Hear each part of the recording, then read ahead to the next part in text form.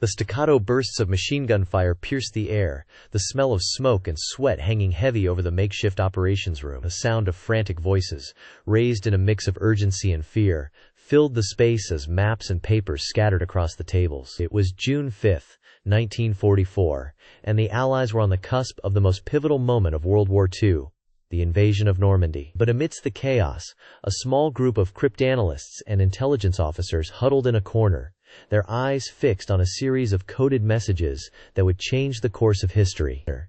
The room was a flurry of activity, with officers rushing to and fro, their faces etched with concern. The tension was palpable, the weight of the moment hanging heavy in the air. But for the cryptanalysts, the focus was singular: to decipher the enemy's plans, to uncover the secrets hidden within the coded messages. The sound of typewriters clacking away, the rustle of papers, and the muted murmur of conversations created a sense of urgency, a sense that time was running out. In the midst of this chaos, a young cryptanalyst, her eyes red-rimmed from lack of sleep, pored over a series of cryptic messages, her mind racing with the implications. She was part of a secret team, one that had been working tirelessly to crack the enemy's encryption codes. The team had been led by a brilliant mathematician who had developed a revolutionary new technique for deciphering the codes. It was a technique that would be the turning point in the war, a technique that would give the Allies the upper hand in the battle for information. As the cryptanalyst worked, her mind wandered back to the events that had led to this moment. The war had been raging for years, with both sides suffering heavy losses. But the Allies had been gaining ground, thanks in large part to the work of the cryptanalysts and intelligence officers. They had been able to decipher the enemy's plans, to anticipate their moves, and to stay one step ahead. It was a game of cat and mouse, with the fate of the world hanging in the balance. The Allies' ability to break the enemy's codes had been a major factor in their success.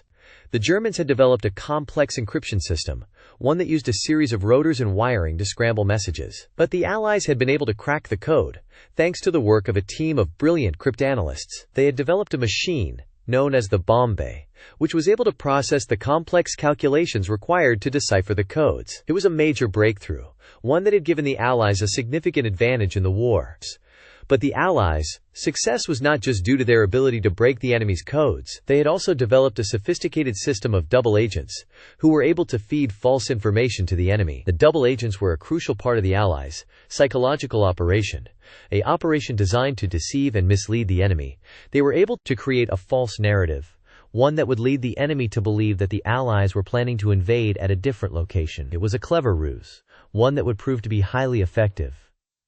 The use of double agents was a key part of the Allies' strategy. They had identified a number of German agents who were operating in England and had turned them into double agents. The double agents were able to feed false information to the Germans, information that would lead them to believe that the Allies were planning to invade at a different location. It was a delicate balancing act, one that required careful planning and execution, but the Allies were able to pull it off, thanks to the work of a team of skilled intelligence officers. The Allies' use of deception and misdirection was a key part of their psychological operation. They were able to create a false narrative, one that would lead the enemy to believe that they were planning to invade at a different location. It was a clever ruse, one that would prove to be highly effective. The enemy was completely fooled, and they were unable to anticipate the Allies' true plans. It was a major victory for the Allies, one that would give them a significant advantage in the war. As the cryptanalyst continued to work, she couldn't help but think about the broader implications of the war. The conflict had been raging for years, with both sides suffering heavy losses. But the Allies had been gaining ground, thanks in large part to their ability to break the enemy's codes and to deceive them through the use of double agents. It was a game of cat and mouse, with the fate of the world hanging in the balance. The war had also seen significant advances in technology, particularly in the field of cryptography. The development of the Bombay machine had been a major breakthrough, one that had given the Allies a significant advantage in the war. But the Germans had also developed their own encryption systems that were highly sophisticated and difficult to break. It was a constant battle, with both sides trying to outdo each other in the field of cryptography. The use of technology had also changed the way the wars were fought. The development of radar and other surveillance technologies had given the Allies a significant advantage, allowing them to track the enemy's movements and to anticipate their plans. It was a new kind of warfare, one that was highly dependent on technology and intelligence. The Allies had been able to use these technologies to their advantage, thanks to the work of a team of skilled intelligence officers and cryptanalysts. As the hours ticked by, the tension in the room continued to build. The Allies were on the cusp of a major victory, one that would change the course of the war. But the enemy was still a formidable foe, and the outcome was far from certain. The cryptanalyst and her team worked tirelessly, poring over the coded messages and trying to decipher the enemy's plans. It was a high-stakes game, with the fate of the world hanging in the balance. The Allies' ability to break the enemy's codes had been a major factor in their success. But it was not just the codes that had been broken. It was also the enemy's trust in their own systems. The Allies had been able to create a sense of uncertainty and doubt, one that would undermine the enemy's confidence and will to fight. It was a psychological operation, one that was designed to deceive and mislead the enemy, and it was working, thanks to the work of a team of skilled intelligence officers and cryptanalysts. As the night wore on, the cryptanalyst finally cracked the code, revealing the enemy's plans in stark detail. The room erupted into a flurry of activity, as officers rushed to and fro, their faces etched with a mix of excitement and relief. The Allies had done it. They had pulled off the ultimate psychological operation, one that would change the course of the war. The cryptanalyst smiled, her eyes shining with exhaustion and elation, as she realized that she had played a small part in one of the most significant moments of the war. But little did she know, this was just the beginning. The real challenge was only just beginning, as the Allies sought to build on their momentum and bring the war to a swift and decisive end.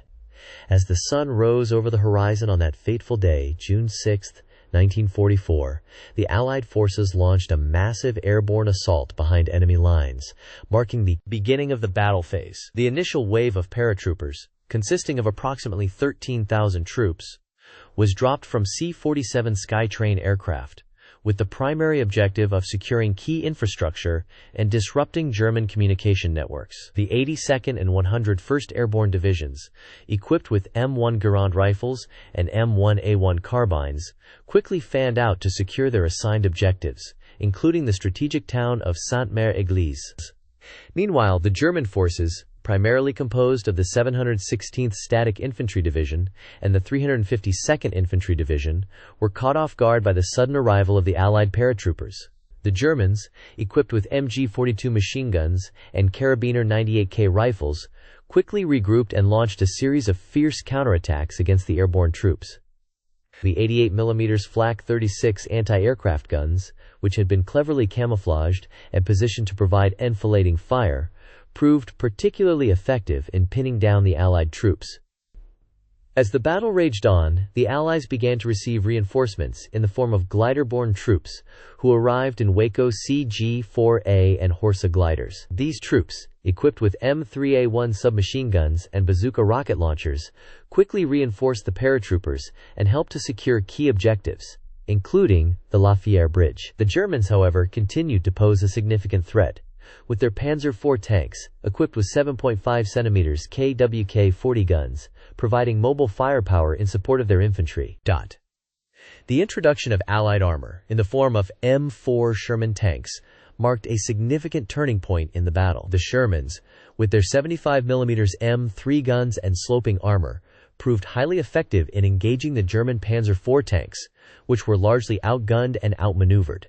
The Allies also employed a range of specialized tanks, including the M4A1 Sherman Rhino, which had been fitted with a device to help it navigate the dense hedgerows of the Norman countryside.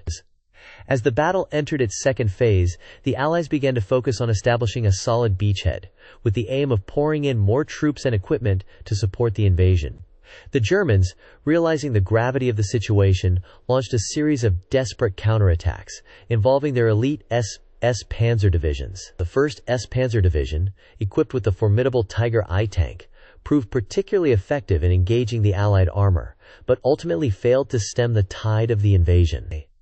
The air war played a crucial role in the battle, with Allied aircraft providing close air support to the ground troops. The P-47 Thunderbolt, with its 8.50 caliber machine guns and 2,000-pound payload capacity, proved highly effective in engaging German armor and infantry, while the Typhoon, with its 420mm Hispano cannons, provided devastating firepower against German strongpoints. The Germans, however, also employed a range of deadly aircraft, including the FW-190 fighter bomber, which posed a significant threat to Allied air superiority.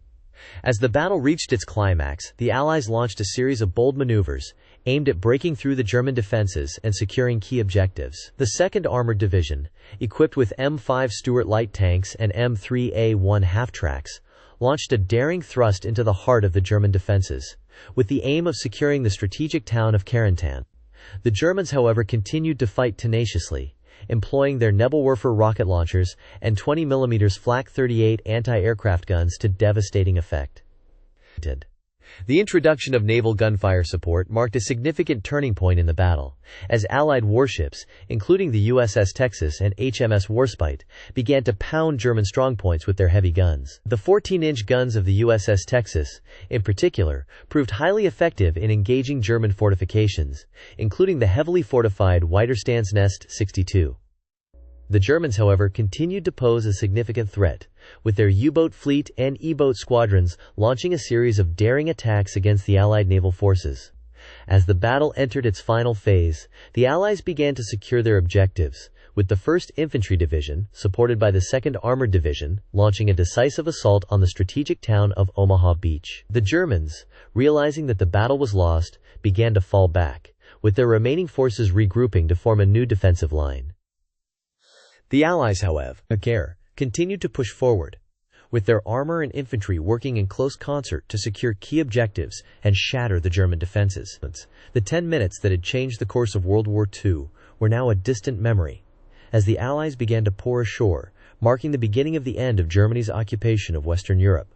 The turning point of World War II can be attributed to a multitude of factors, but one pivotal moment that stands out is the 10 minutes that changed the course of the war. This brief window of time, which occurred during the Battle of Britain, marked a significant shift in the balance of power between the Axis and Allied forces. The bravery and cunning of the British Royal Air Force (RAF) pilots, combined with the ineptitude of the German Luftwaffe's strategy, ultimately led to the defeat of the German air campaign and paved the way for the Allied victory. The German Luftwaffe, led by Hermann Göring, had been waging a relentless bombing campaign against Britain, hoping to weaken the country's resolve and force it to surrender. However, the British RAF, under the leadership of Hugh Dowding, had been preparing for this moment, and their pilots were ready to defend their skies. On a fateful day, in September 1940, the Luftwaffe launched a massive air raid against Britain, hoping to catch the RAF off guard. But the British were prepared, and their pilots took to the skies, engaging the German aircraft in a fierce dogfight. The next 10 minutes would prove to be the turning point of the battle. The British pilots, flying their Supermarine Spitfires and Hawker Hurricanes, employed a tactic known as the Finger 4 formation, which allowed them to outmaneuver and outgun the German Messerschmitt Bf 109s.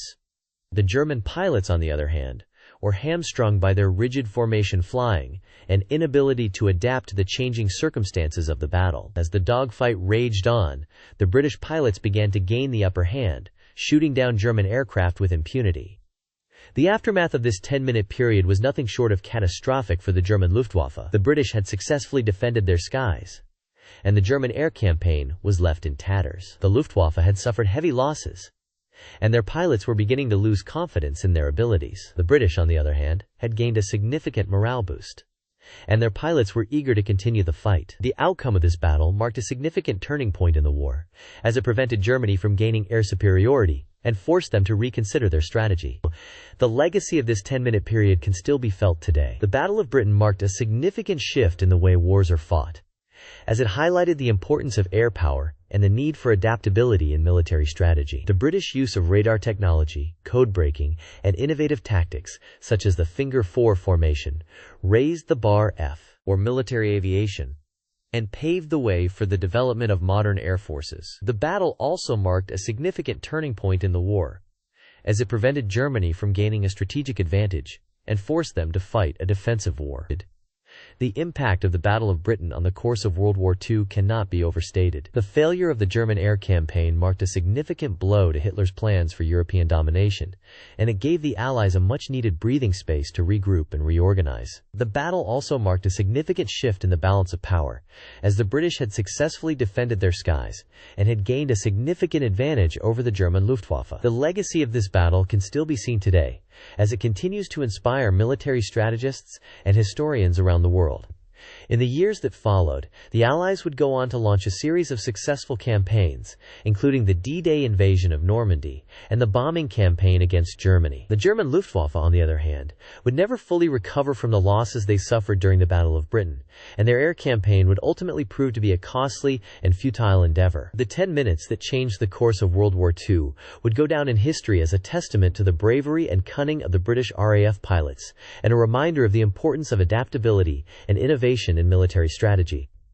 As we look back on the events of WWII War II, it is clear that the 10 minutes that changed the course of the war were a pivotal moment in history. The bravery and sacrifice of the British RAF pilots, combined with the ineptitude of the German Luftwaffe strategy, ultimately led to the defeat of the German air campaign and paved the way for the Allied victory. The legacy of this battle continues to inspire and inform military strategy to this day, and it serves as a powerful reminder of the importance of adaptability, innovation, and bravery in the face of overwhelming odds. The story of the 10 minutes that changed World War II is a testament to the power of human ingenuity and determination, and it will continue to captivate and inspire generations to come.